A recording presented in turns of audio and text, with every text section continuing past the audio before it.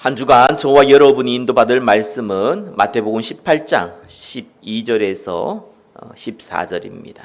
마태복음 18장 12절에서 14절입니다.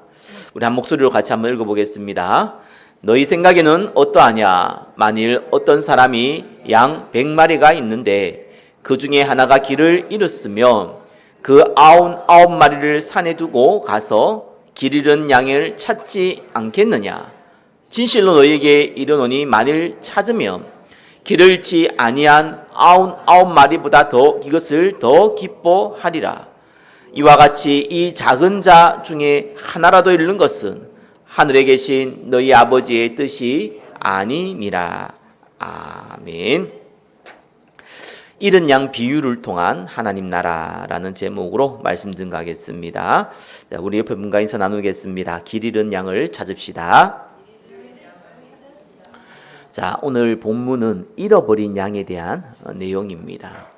자, 2026년이 시작했습니다. 하나님께서 우리에게 행하실 새 일을 기대해야겠습니다. 그래서 목표를 붙잡지 마시고요. 올해는 하나님이 나를 인도하는 그 비밀을 배우시기를 바랍니다. 하나님 나를 어떻게 인도해 가실 것인가, 그거를 확인하고 응답 받으시기를 예수 그리스도 이름으로 축원합니다. 자, 잃어버린 양에 대한 비유를 이해하려면은요, 예수님이 이 잃어버린 양에 대한 비유를 어떠한 상황에서 설명했는지를 먼저 봐야 됩니다. 많은 분들이 이 본문을 어떻게 해석하냐? 천하보다 한 영혼이 더 귀하다, 이렇게 해석합니다. 그리고 이 교회 다니다 안 다니는 사람들 찾아내야 된다, 이럴 때 얘기하기도 합니다. 맞는 말이죠. 틀린 말은 아닙니다.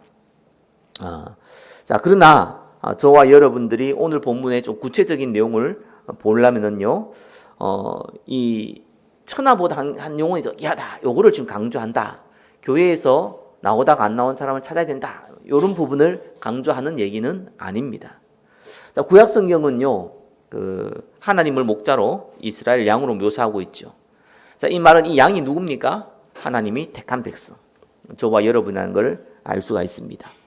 자, 그렇다면 길 잃은 양은 어떻게 해서 우리에게 길을 잃게 되었는지를 좀 봐야 돼요.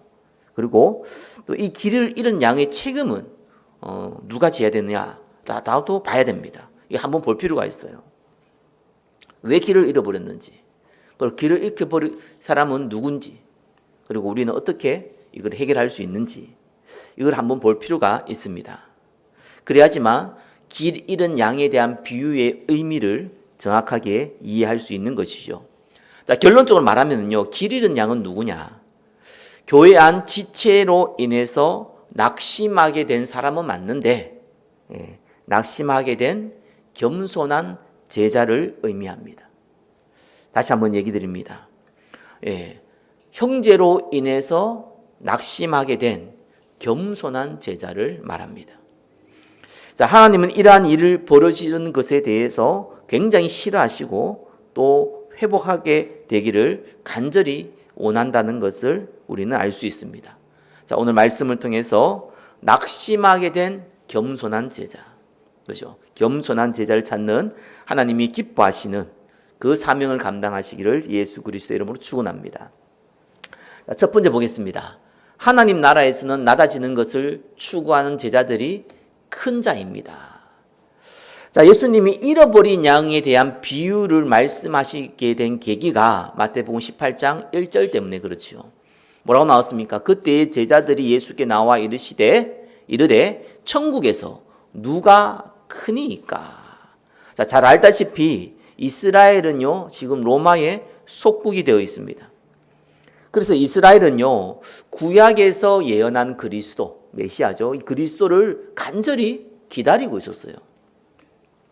자, 어떠한 그리스도를 기다리고 있냐? 우리의 죄 문제를 해결해서 우리에게 우리의 영혼을 구원하시고 하나님 나라를 이루어 가실 그 그리스도를 기다린 게 아닙니다. 이스라엘이 지금 바벨론부터 시작해서 로마까지요, 수백 년을 지금 사실상 포로, 속구, 지금 이러한 상황에 초에 있는 겁니다. 자, 그러니까 자존심이 강하고 하나님이 택한 백성이라고 이 자존감이 강한 이스라엘 백성들이 여기에 대한 한이 뼛속까지 묻혀 있었습니다. 그래서 이들이 원하는 그리스도는 누구냐? 이스라엘을 로마에서 해방시켜 줄 그리스도. 그 사람을 찾고 있었어요. 또 로마에 붙어서 민족을 배반한 사람들 있죠? 그 사람들을 처벌하기를 원했습니다. 그리고 질병과 고통에서 해방시켜주고 이 땅에서 의식주 문제를 해결해 줄 그러한 육신적인, 정치적인, 경제적인, 군사적인 그러한 그리스도를 기다리고 있었습니다. 자, 이러한 시간표 가운데 예수님이 이제 나타나신 것이죠. 아니, 병든 자들을요 고치셨어요. 귀신 들린 자들을 치유했습니다. 딱 보면 뭘 느낍니까? 와, 하나님이 이 예수를 통해 가지고 우리를 질병과 고통에서 해방시켜 주실 분이구나 라고 딱 보이잖아요. 오병이의 기적을 일으키니까요, 먹고 사는데 의식주 문제를 드디어 해결해 줄 분이 나타났구나. 그 뛰어난 바리새인들의 그 말장난을요, 권위 있는 말씀으로 그냥 끝내버리잖아요. 이걸 보면서 참 지도자구나 이렇게 본 겁니다. 자, 이 상황에서 예수님을요 제자들이 어떻게 봤냐? 왕이 되실 분이다. 왕이 되면 어떤 일이 벌어집니까? 자기들이 택함받은 또 예수님께 함께 있는 제자들이잖아요. 그럼 한 자리를 다 얻을 거 아니겠습니까? 대통령이 되면 대통령 옆에 장관들이 다 세워지고 총리부터 시작해서 비서실장실가 다 세워지잖아요. 그러면 이 사람들이, 이 제자들이 예수님 왕이 되면은 내가 옆에서 한 자리를 할 건데 가능한 높은 자리에 있어야 될 거 아니겠어요? 그것 때문에 지금 알력 다툼, 아주 예수님이 지금 그 시간표가 아닌데, 또 그렇게 왕이 될, 이 육신의 왕이 될 사람이 아닌데, 그걸 가지고 미리 막 이제 알건 다툼이 일어난 겁니다. 그래서 질문한 것이 누가 천국에서 큰 자입니까? 라고 질문한 거죠. 자, 이때 예수님이 어떻게 대답했습니까? 2절에 보니까 예수께서 한 어린아이를 불러 그들 가운데 세우시고 이르시되 진실로 너희에게 이르노니 너희가 돌이켜 어린아이들과 같이 아니하면 결단코 천국에 들어가지 못하리라. 자, 어린아이와 같이 못하면 천국에 들어가지 못한다. 구원과 관련된 얘기를 하는 것 같지만 4절이 중요하죠. 왜 아이를 세웠냐? 그러므로 누구든지 이 어린아이와 같이 자기를 낮추는 사람이 천국에서 큰 자다. 자, 누가 큰 자니까라고 물었을 때 예수님이 직설적으로 답한 겁니다. 이 어린아이와 같이 자기를 낮추는 사람이다. 그래서 어린아이와 같다 할 때는 여러 가지 의미가 있겠죠. 뭐 유치한 것도 어린아이고, 그죠? 그 다음에 아주 순수한 것도 어린아이고, 뭐 여러 가지 의미가 있겠지만 여기서 말하는 어린아이는 어떤 의미입니까? 자기를 낮추는 사람. 요즘 애들은 자기를 낮추는 애들이 많지는 않아요. 그죠? 자존감이 강해서 그런지 아이들이 적어서 그런지 아이들을 부모가 아주 귀하게 키워서 그런지 몰라도 뭐 이때 당시에 여자와 어린아이는 아예 인구 조사에 들어가지 않을 정도로 이렇게 취급을 당했던 시대입니다. 우리도 뭐 60년대, 70년대, 뭐 80년대만 해도 애들은 가라 뭐 이런 분위기였잖아요. 그렇죠? 그래서 어떻게 좀 불량한 아이들이 있어도요 어른들 앞에서 꼼짝 못하는 그러한 사회적인 분위기도 있었습니다. 요즘은 큰일 납니다. 그러면. 근데 이러한 분위기가 이때는 더 심했죠. 그러니까 이 아이들은 어른들 앞에서는 굉장히 겸손해질 수밖에 없는 분위기와 그러한 상태가 되어 있던 시대입니다. 그래서 이 어린아이와 같다는 의미는 여러 가지 의미가 있지만 지금 본문에 쓰고 있는 이 어린아이 같은 거는 뭡니까? 자기를 낮출 수 있는 사람. 어른들 앞에서 이렇게 어른들 말이면 꾸벅하고 이렇게 겸손하게 순종해야 되잖아요. 이러한 자, 쉽게 말해가지고 사람들 앞에서 하나님 앞에서 자기를 낮출 수 있는 사람. 이 사람이 어린아이와 같다. 이 사람이 누구라고요? 큰 자다.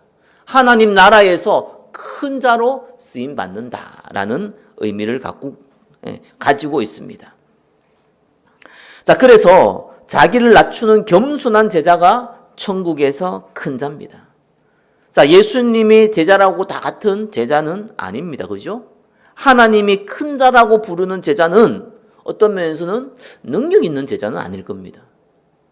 능력이 있으면 사람들이요 보고, 힘이 있으면은 사람들이 보고 어떻게 하겠습니까? 참 지혜가 많다 이러면 사람들이 보고 알잖아요. 그러면은 함부로 대할 수가 없죠. 그러나 어린아이를 함부로 대하듯이 이 겸손한 제자들을 함부로 대한다는 거예요. 그러면은 이 사람이 힘 있는 사람이나 지혜 있는 사람이나 능력 있는 사람은 분명히 아닐 겁니다. 그럼에도 불구하고 하나님과 사람 앞에서 자기 자신을 낮출 수 있는 그러한 제자입니다. 저와 여러분들이 이러한 축복 누리셔야 됩니다. 그죠? 저와 여러분이 스스로 자신을 낮춰야 돼요. 어느 정도 보여져야 되냐? 딴 사람 봤을 때 이 사람은 아무 능력도 없고 힘도 없고 그죠? 보잘것 없다라고 느낄 만큼 저와 여러분은요 스스로를 낮출 수 있어야 하는 겁니다. 왜요? 하나님 앞에 쓰임 받기 위해서. 성경 뭐니까 하나님께서 큰 자라고 부르잖아요. 큰 자는 크게 쓰임 받는 거예요. 육신적인 크기 이전에 하나님이 귀한 일에 쓰임 받는 겁니다. 자, 하나님 나라에서 큰 자를 설명한 후에 바로 하신 말씀이 마태복음 18장 5절에서 10절에 나와 있죠. 두 번째입니다. 하나님 나라에서 제자, 작은 자죠. 작은 자 한 사람을 넘어지게 하는 것들에 대해 엄중한 경고를 합니다. 하고 있습니다. 자, 5절에 뭐라 그랬냐니까 또 누구든지 내 이름으로 이런 어린아이 하나를 영접하면 곧 나를 영접하니. 자, 여기서 이런 어린아이라고 얘기합니다. 이 어린아이가 누구라 했습니까?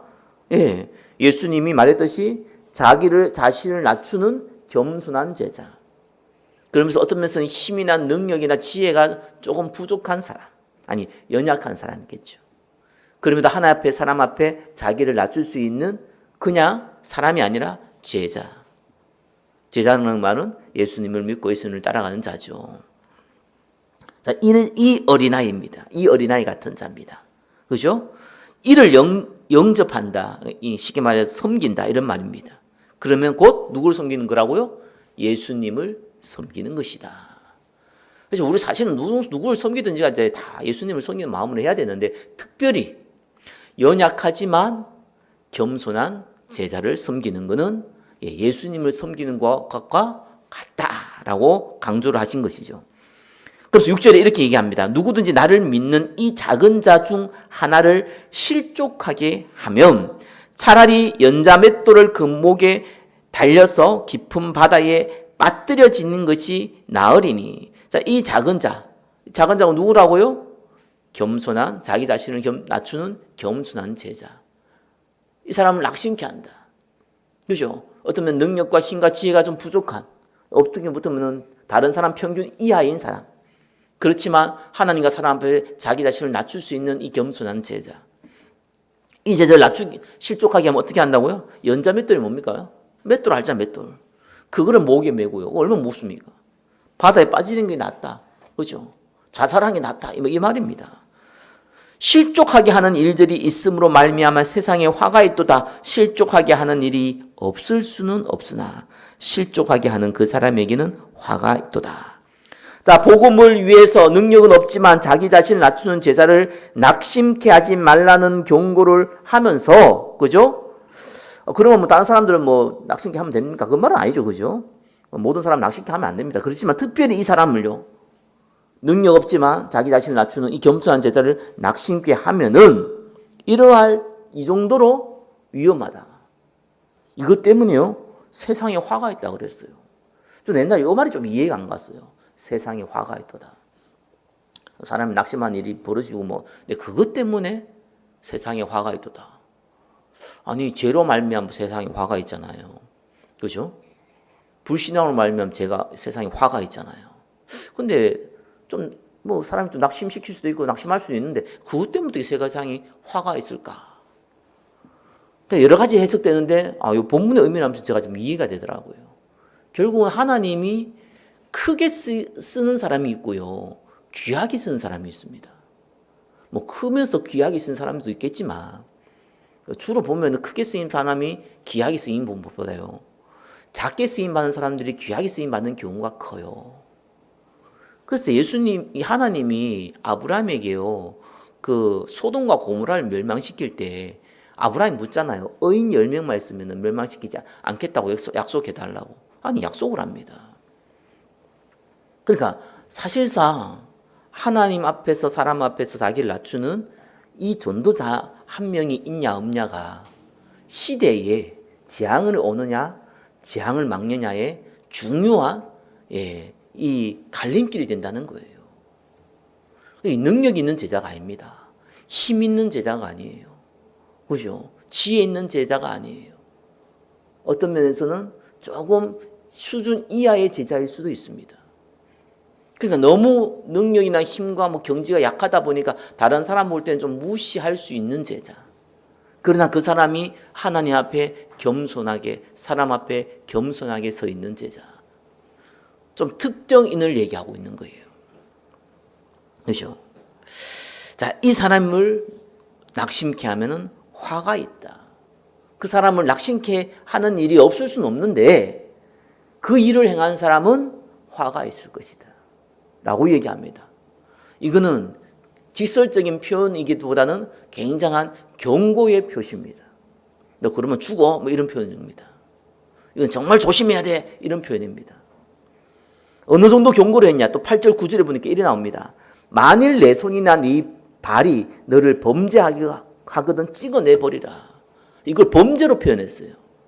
이 겸손한 제자를 능력은 없지만 하나님과 사람 앞에서 자기를 낮추는 이 겸손한 제자를 낙심케 하는 것은 범죄인데 차라리 네 손과 발을 찍어버릴 정도로 차라리 찍어버리는 게 낫다. 거기 그 사람을 낙심케 만들면 차라리 찍어버려라. 그 말이에요. 구절에 뭡니까? 만일 내 눈이 너를 범죄하게 하거든 빼어버리라. 빼어내버리라.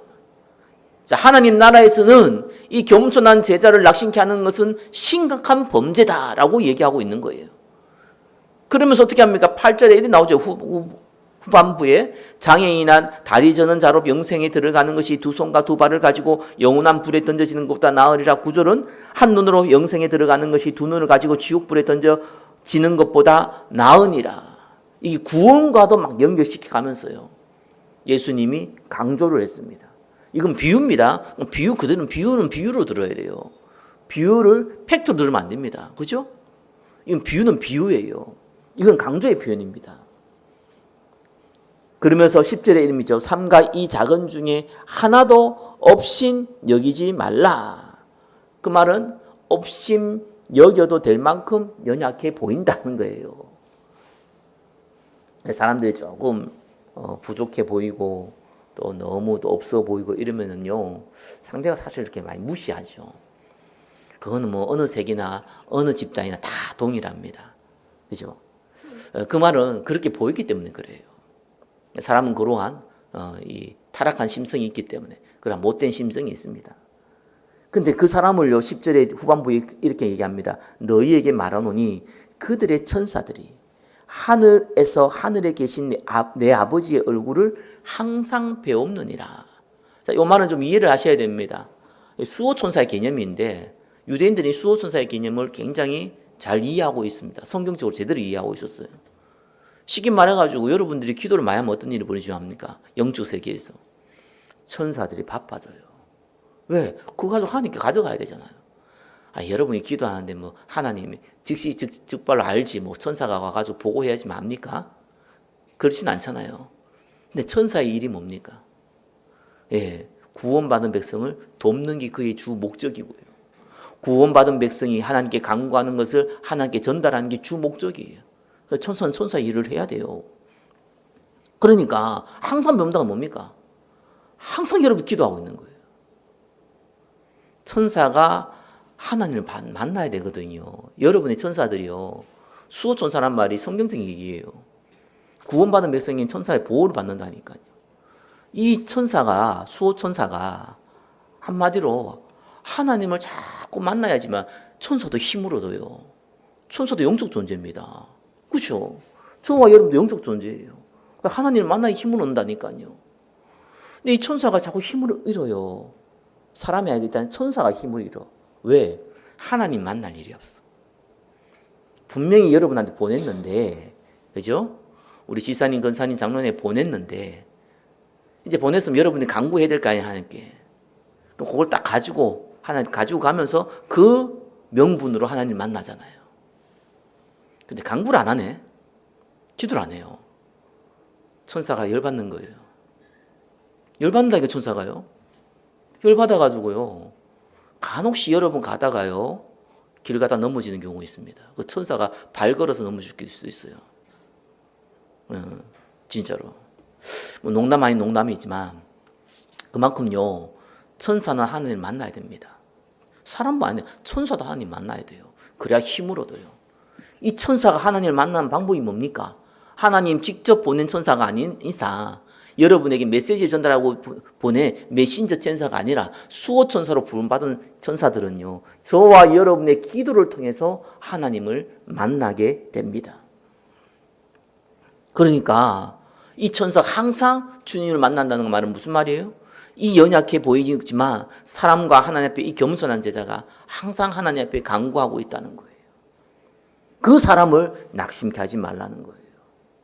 그러면 화가 있다는 겁니다. 세상도 화가 있다는 겁니다. 이렇게 이 내용을 강조했습니다. 자, 그러면서 오늘 본문의 내용을 얘기하는 겁니다.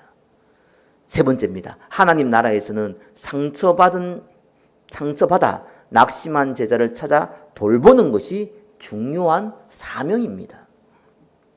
12절에 오늘 읽었죠. 너희 생각에는 어떠하냐? 만일 어떤 사람이 양 100마리가 있는데 그 중에 하나가 길을 잃었으면 그 99마리를 산에 두고 가서 길 잃은 양을 찾지 않겠느냐. 자, 예수님 비유를 들면서요, 양 100마리에 대한 비유를 듭니다. 이건 당시의 문화를 이해하면은 좀 더 와닿는 표현이에요. 대부분의 이스라엘 사람들이 유목민들이 많습니다. 또 유목민이 아니라도 당시 평균적으로 한 가정에 5마리에서 한 10마리 정도의 가축이 있어요. 그죠? 아주 부자가 아닌 이상, 아주 소수의 극소수의 사람이 아닌 이상 대부분은 그 정도의 가축을 가지고 있습니다. 그러니까 이 한 사람이 한 가정이 양 5마리, 6마리 치려고 저 산이고 들이고 갈 수가 없어요. 그리고 이때 시대는 알다시피 가족 단위가 아니고 가문 단위입니다. 그러니까 할아버지 그 밑에 뭐 자녀도 많이 낳았던 시대잖아요. 그죠? 그 밑에 또 자녀들의 또 그 자녀들. 그래서 3, 4대가 함께 살진 않지만 함께 주위에 살면서 이렇게 하나의 공동체를 만드는 그러한 시대입니다.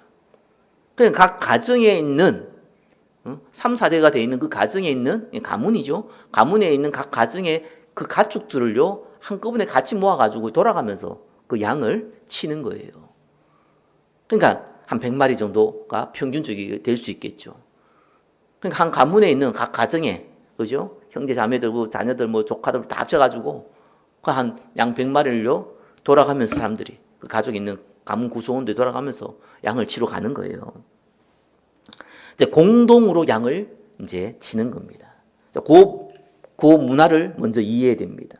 자, 그래서 그 중에 하나가 길을 잃으며 이렇게 나옵니다. 자, 알다시피 지금 이 목자는요, 양을 치는 목자는, 그죠? 고용받은 사람이 아니에요. 월급 받고 일하는 사람이 아니라니까요. 자기 양이자 우리 가문의 양이야. 그러니까 또 이 함께 있는 사람들도 가족 가문 구성원들이에요. 그러니까 이 양에 대한 책임은요, 양을 하나 잃어버리면은 그 사람의 뿐만 아니라 그 가문의 전체적인 손해가 오는 겁니다. 그리고 그 하나 잃어버리면 모두가 책임을 지게 되는 겁니다. 대가족 모두의 손실이죠. 그래서 그 양을 잃어버리면 어떻게 하겠습니까? 13절에 진실로 너희에게 이르노니 만일 찾으면 길을 잃지 아니한 99마리보다 이것을 더 기뻐하리라. 왜요? 목자 개인의 기쁨도 있겠지만 이거 잃어버리면은요, 그냥 내가 양 한 마리 잃어버렸다 여기에 대한 이제 뭐 비용을 내가 지불해야 돼. 이거는 보통 고용주와 고용인들이, 그죠? 행하는 행위고, 이 가족 단위는 그런 게 아니죠. 그러니까 이제 이래 돼버리니까 다 기뻐하는 거예요. 네 양, 내 양이 없어요. 왜? 공동으로 양육한 양이니까. 다 기뻐하죠. 왜? 또 가문이니까. 자, 그렇기 때문에 이 가문의 기쁨이요 공동체의 기쁨입니다. 개인의 기쁨도 되지만 가문과 공동체의 기쁨이다 이 말입니다. 자, 그러면서 잃어버린 양에 대한 비유에 대해서 이렇게 결론을 내렸죠. 14절에 이와 같이 이 작은 자 중에 하나라도 잃는 것은 하늘에 계신 너희 아버지의 뜻이 아니니라. 자, 자기를 낮추는 겸손한 제자를 낙심케 해서도 안 되지만 낙심한 제자를 그대로 방치해 두어서도 안 된다는 말입니다. 한마디로 어떻게 합니까? 낙심한 제자를 회복시키도록 도와라 라는 말씀입니다. 제가 개척해서요 자원교를 섬기면서 전도해 보니까 이 교회 다니는 낙심한 분 진짜 많이 만났어요. 제가 뭐 전도해보고 가보면은 뭐 10명 중에 반은요 대화 좀 이렇게 몇 마디로 나누고 한 사람들 뭐 전도지서 보면요 뭐 치 던지거나 뭐 쳐다보지도 않거나 이런 사람 빼고 그래도 이제 복음 전으로 가보면은 한마디로 썼고 얘기도 하고 이런 분들 중에서 반 이상은요 교회를 다녔다가 낙심해서 교회를 안 다니고 있는 사람들이었어요. 그래서 뭐 잃어버린 양을 찾아라 이런 얘기 많이 하잖아요. 저도 그런 소리 많이 했습니다. 잃어버린 양을 찾아라. 근데 제가 가만히 얘기를 하나 보니까 제 생각에는 교회는 다니지만 불신자다라고 느끼시는 분들이 거의 90% 이상이었습니다. 예수 안 믿어 사실상. 이런저런 이유 때문에 교회를 나갔는데 가족 때문에 나갔던지 그죠? 대부분 뭐가 불평불만이 많은 거예요 교회에서. 막 이런 거 좀 보기도 싫고 저런 거 보기도 싫고 구경꾼이죠. 그래서 이제 저 꼴 보기 싫다 뭐 저런 인간이 뭐 장로냐 이런 거죠. 저런 인간이 무슨 목사냐 이래 가지고 나간 사람들이 많아요. 그러니까 대부분은 제가 볼 때는 복음도 없는 사람들, 예수 안 믿는 사람 같고 그중에 또 소수는 예수 믿는 사람인데 동일해요. 불평불만 때문에 나갔는데 그 불평불만들이 거의 뭐 자기 생각, 어떤 내 욕심, 그렇죠? 그거하고 안 맞는다고. 그래서 뭐 나간 사람들이라서 별 대화할 가치가 없더라고요. 별 의미도 없고. 그래서 그런 사람들은 뭐 거의 대다수인데 별 의미가 없고요. 근데 간혹 가다 보니까 진짜 이제 교회를 위해 겸손하게 섬기다가 낙심한 분들이 간혹 있어요. 이런 분들이 만나죠. 많이 많은데 많은 사람들 만나봤는데 제가 이제 뭐 한 사람 정도 얘기한다면은 그 중에 제일 좀 안타까웠던 사람들 중에 사람들은요 아이러니하게 목사였습니다. 성도가 아니고 목사였어요. 그래서 제가 아는 이제 목사님은요 이제 수도권 이제 해외에 선교사로 있다가 뭐 여러 가지 상황들 어려워가지고 한국에 잠시 오게 된 거예요. 이제 자녀도 2명 있고 사모하고 자기하고. 근데 이제 대구에 있는 어떤 목사님이 후임으로 와달라고 한 거예요.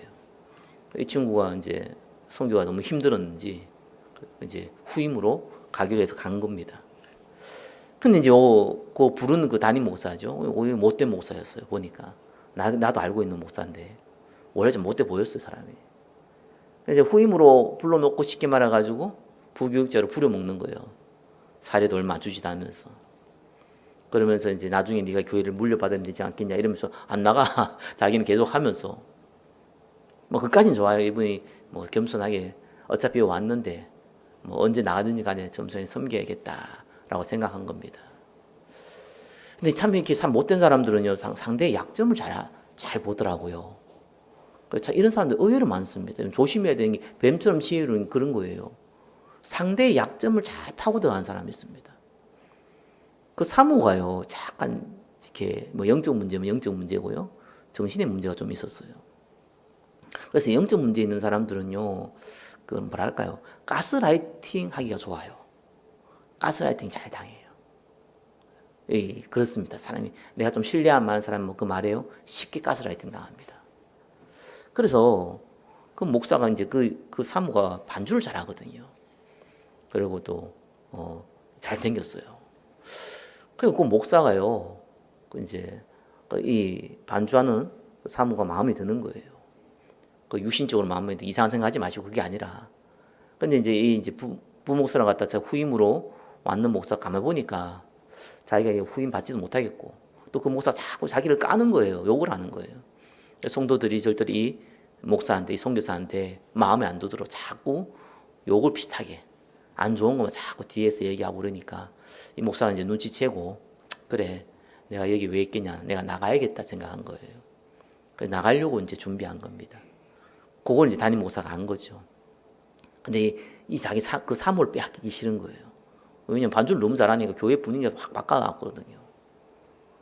그러니까 이 못된 사람이요 영적 문제 있는 거 알고요. 만약 이제 선교사 했더니 부목사라고 하고 사모하고 이간질 시킨 거예요. 어떻게 이간질이냐? 이혼해야 된다고. 제가 말한 게 농담이고 진짜였어요. 내가 둘 다 알기 때문에 얘기하는 거예요. 이혼해야 된다고. 그래서 이제 그 선교사인 부목사에 대한 단점에 대해서 계속 한 몇 개월 얘기해 버리니까요. 그거 진짜로 먹혀버렸어. 이래가지고요. 진짜로 이혼을 해버렸어요. 이혼을 안 하면 안 된다고 그 선교사인 그 부목사는 이혼할 수가 없잖아. 이혼해도 안 되는 거고 이혼할 이유도 없잖아요. 또 애들도 있고 그러니까 그렇게 하지 않고 그냥 자꾸 설득하려고 그랬는데 이제 막 거짓말까지 이 여자가 이제 이 사모가요. 가스라이팅 되면 이제 막 거짓말까지 가면서 막 폭행을 행했다 막 이렇게 하면서 막 고소까지 가면서요. 이혼을 하려고 했던 겁니다. 그래서 이 친구가 결국은 뭐 이혼 아닌 이혼을 당하고 아이들 둘이 하고 이제 나온 거예요. 제가 그걸 옆에 지켜봤어요. 뭐 다 지난 얘기니까 오래된 얘기니까 제가 얘기를 할 수 있는 것 같아요. 이 사람이 너무 낙심한 거예요. 이 친구가요. 내가 이 친구가 참 좋게 봤거든요. 선교사로도 갔고 제가 이렇게 사람 보면 알잖아요. 사람이 진실되고 능력은 없어도 참 겸손하고 어떻게 하는지 간에 몸부림치고 이런 게 보이잖아요. 그럼 뭐 제 동기기도 하니까 오랫동안 봐왔으니까. 그래서 내가 참 좋았는데 이제 선교사로 가가지고는 이제 연락이 끊겼죠. 연락도 할 기회도 없었고 그러다가 이제 한국에 와서 이런 일이 벌어지고 나서 내가 나중에 안 거예요. 그래서 그쪽 후임으로 간다는 얘기만 들었는데 나중에 이제 이런 일이 벌어진 거예요.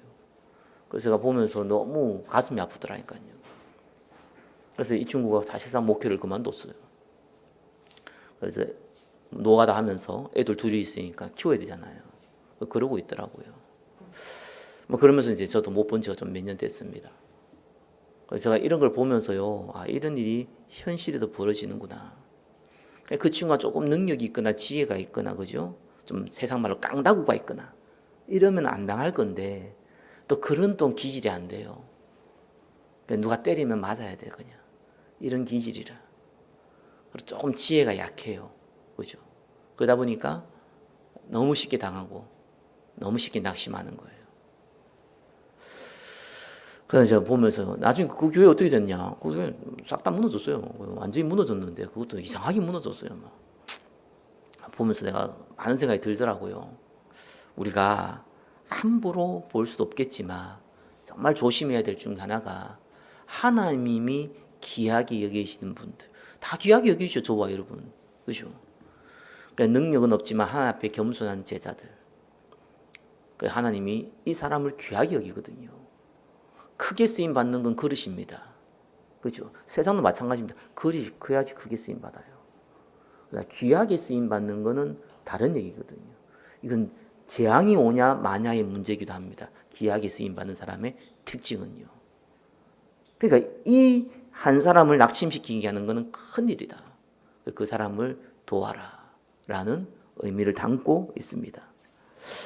제가 이제 미자리 선교회를 오랫동안 하다가 뭐 이런저런 사건 때문에 잠시 머무르고 있다가 이제 올해부터 다시 시작을 합니다. 이름도 이제 네비우스 선교회로 바꿨어요. 바꿔서 이제 일단은 그 세무서에 신청서 냈는데 제 그쪽 관할 구역이 아니다 보니까 뭐 아마 이번 주 중에 이제 네비우스 선교라는 이름으로 이제 돌아옵니다. 그래서 여기 있는 분들도 함께 동참했으면 좋겠다. 제가 이제 우리 총회의 동문들 중에 이제 목회를 시작하고 이런 분들을 만나 보니까 뭐 저도 너무 어렵지만 그냥 육신적으로 어렵다, 뭐 경제적으로 어렵다. 사실 그런 거는요 목회자들은요 그것 때문에 낙심하고 그러지 않습니다. 다른 어려움이 너무 큰 거예요. 육신적인 것보다 다른 어려움.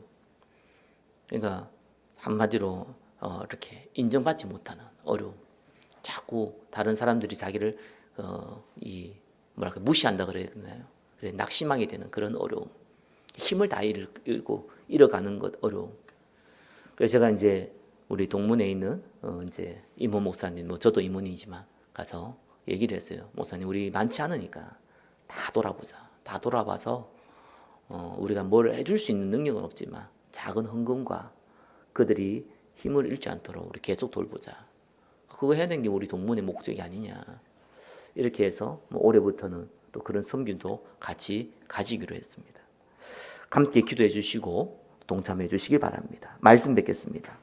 하나님 나라는요, 생명을 전달하는 겁니다.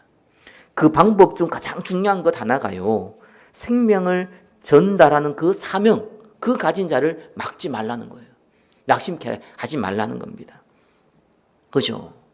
또 다른 거 있죠. 낙심한 자들을 세우라는 겁니다. 찾아 세우라는 겁니다. 그것이 하나님 나라의 생명을 직접 전달하는 전도와 선교와 동등한 내용입니다. 그래서 어떤 면에서 우리가 전도 선교했나 그러는데요, 겸손한 제자를 낙심시키지 않는 것도 전도예요. 그죠? 낙심한 전도, 이 겸손한 제자를요 돌봐주고 케어하는 것도 전도입니다. 어떤 더 중요한 전도입니다.